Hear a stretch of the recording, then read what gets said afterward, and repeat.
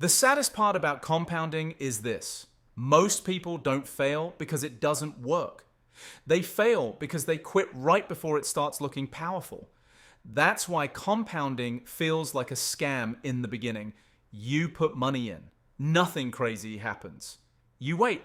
Still nothing. Your friends buy nicer cars. People online flex bigger lifestyles.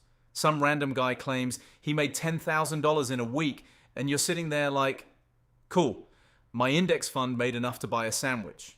So people stop. They pull money out. They switch strategies. They chase something faster. They interrupt the one thing that was quietly starting to work, and that is the mistake. Compounding does not reward the person who starts excited. It rewards the person who stays boring long enough. That is the entire game.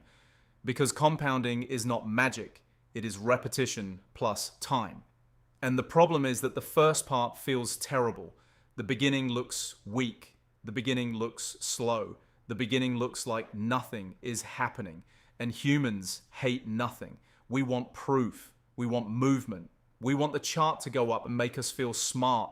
But compounding does not care about your emotions. It works like a snowball. At first, it is tiny. You push it. It barely changes. You push it again. Still tiny. And most people look at that little snowball and say, this is pointless. Then they kick it apart. But the person who keeps pushing, eventually the snowball starts picking up more snow by itself. Then it gets heavier. Then it gets faster. Then one day people look at it and say, wow, you got lucky. No, they just didn't quit during the boring part. That is why most people never benefit from compounding. They never let it reach the part where it starts doing the heavy lifting. Let's make this simple. If you invest $500 one time and expect it to change your life, you are going to be disappointed. But if you invest $500 every month for years, the math slowly gets weird. At first, most of the growth comes from you. Your deposits do the work. You are the engine. But later, something changes. The money starts earning money.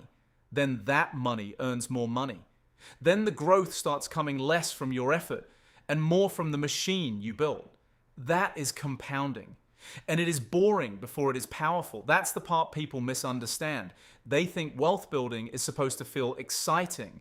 But real compounding usually feels like doing the same boring thing while nothing impressive happens for a long time.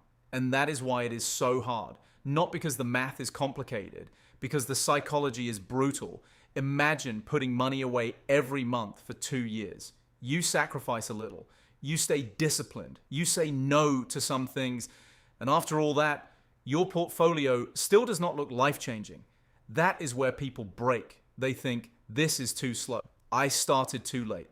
This won't make me rich. I need something faster. And that sentence is where compounding dies. I need something faster.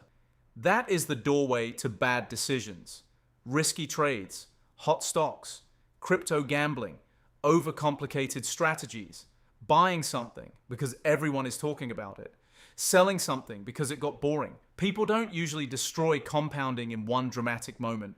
They destroy it by getting impatient. And impatience is expensive. History proves this. Every generation gets a new shiny distraction. In the late 1990s, it was dot-com stocks. People thought boring investing was dead. Why wait decades when the internet could make you rich by Friday? Then the bubble popped. In the 2000s, houses felt like guaranteed wealth.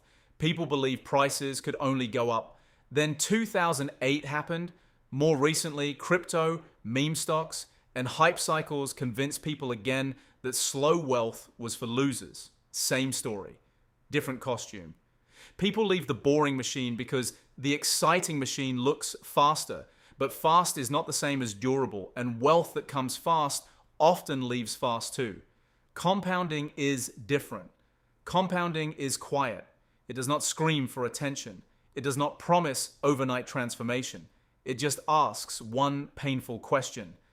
Can you stay consistent when it feels like nothing is happening? Most people cannot. That is why the reward is so big. Not because the idea is hidden. Everyone knows compounding is powerful. The problem is that almost nobody respects how boring it feels before it works. Let's say you plant a tree. For a while, it looks stupid. It is just a tiny stick in the dirt. No shade, no fruit, no impressive result. If you dig it up every few months to check whether the roots are working, you kill it. That is what people do with their investments. They keep checking, keep doubting, keep switching, keep interrupting. Then they wonder why nothing grows. Compounding needs roots, and roots grow underground first.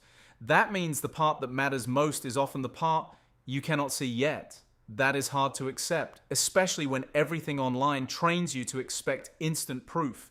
Views instantly, likes instantly, deliveries instantly, entertainment instantly, answers instantly. But wealth does not usually work like that.